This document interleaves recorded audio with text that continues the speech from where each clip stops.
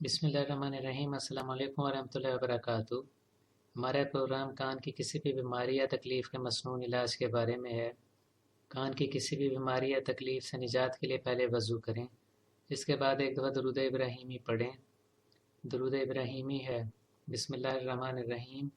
अल्लाहुम्मा सल्लि अला मुहम्मदिन व अला आलि मुहम्मदिन कमा सल्लैता अला इब्राहीम व अला आलि इब्राहीम इन्नका हमीदुम मजीद।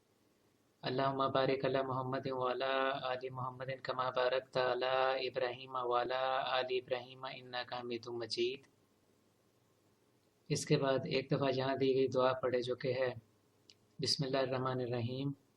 अल्लाहुम्मा आफिनी फ़ी बदनी, अल्लाहुम्मा आफिनी फ़ी समई, अल्लाहुम्मा आफिनी फ़ी बसरी, ला इलाहा इल्ला अंता। इसका तर्जमा है, ए अल्लाह मेरे बदन को दुरुस्त रख, ए अल्लाह मेरे कान आफियत से रख, ए अल्लाह आफियत से रख मेरी आँख, कोई माबूद नहीं आपके सिवा।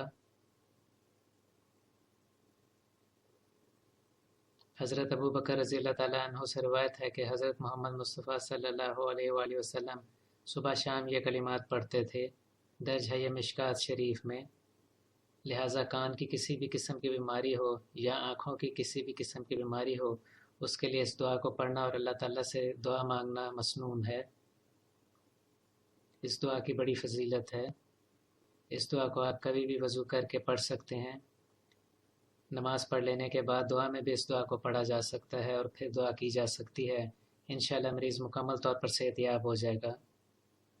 अगर आपने अभी तक हमारे चैनल को सब्सक्राइब नहीं किया तो प्लीज़ सब्सक्राइब करें।